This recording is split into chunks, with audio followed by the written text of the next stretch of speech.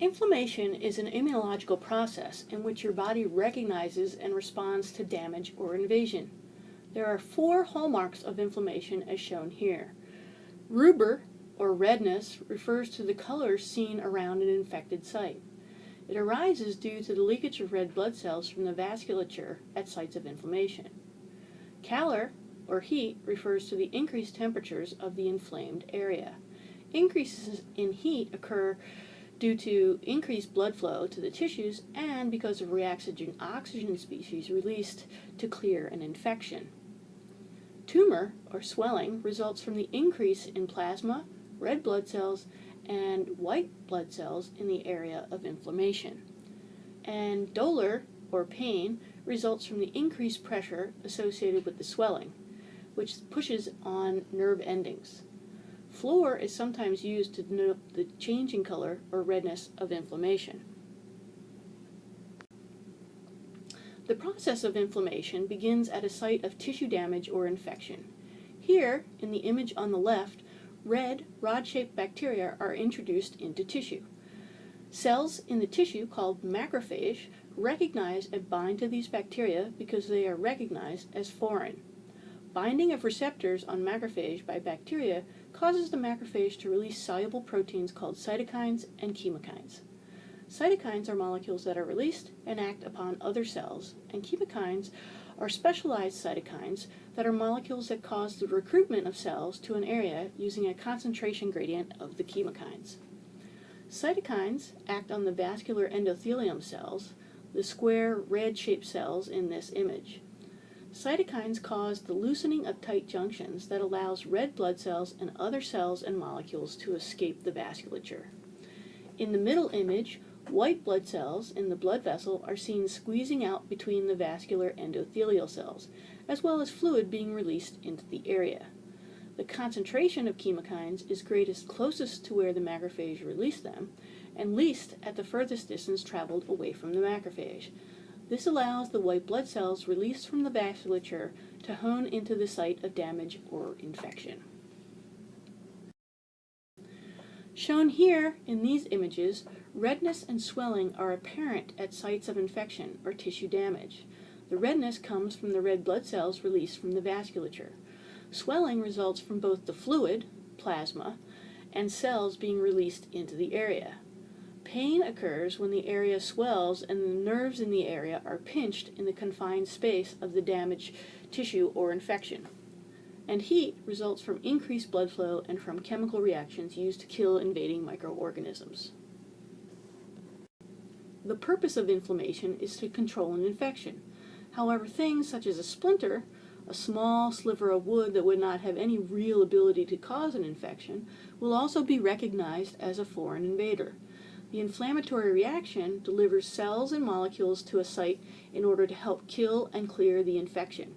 In addition, local blood clotting at this site is designed to prevent the spread of pathogenic organisms. Tissue repair is also promoted at these sites, however, that is not an immunological process.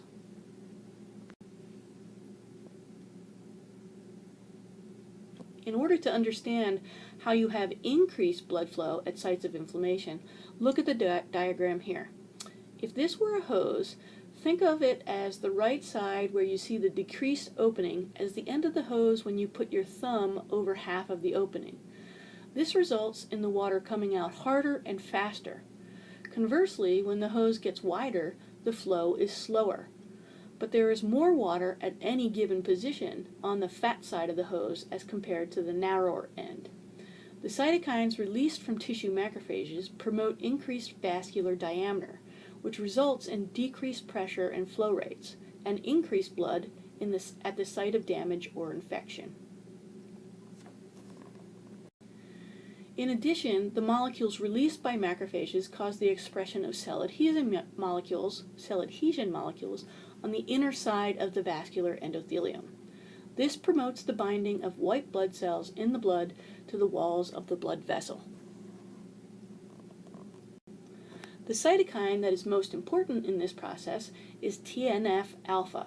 It causes the upregulation of cell adhesion molecules, here shown in blue, and the loosening of tight junctions promoting vascular permeability. Once tight junctions are loosened, shown here on the figure on the left, white blood cells such as neutrophils and additional macrophage are recruited to the site of infection. Blood clotting helps prevent spread of the microorganism into the bloodstream. The cell adhesion molecules that are expressed on the vascular endothelial cells are called selectins, and they bind to molecules on the cell in the blood called sialylated Lewis acids, or SLEX. Watch this video to see this process in action.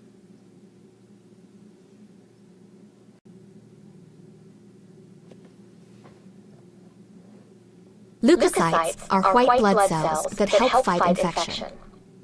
At sites of injury, infection, or inflammation, cytokines are released and stimulate endothelial cells that line adjacent blood vessels.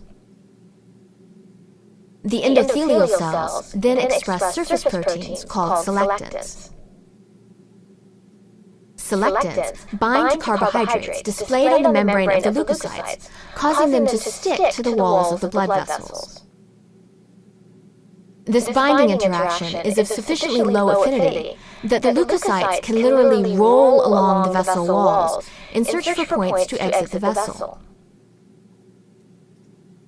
There, they adhere tightly and squeeze between endothelial cells without disrupting the vessel walls, then crawl out of the blood vessel into the adjacent connective tissue.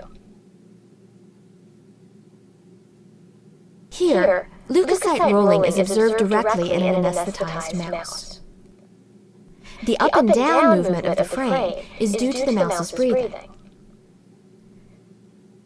Two blood vessels are shown. The upper one is an artery with blood flowing from right to left. The lower one is a vein with blood flowing from left to right. Leukocytes only adhere to the surface of veins. They do not crawl out of arteries. Some leukocytes are firmly attached and are in the process of crawling through the vessel walls, whereas others have already left the vessel and are seen in the surrounding connective tissue. When the blood flow is stopped temporarily by gently clamping the vessels, we can appreciate how densely both vessels are filled with red blood cells. Red blood cells do not interact with the vessel walls and move so fast under normal flow that we cannot see them.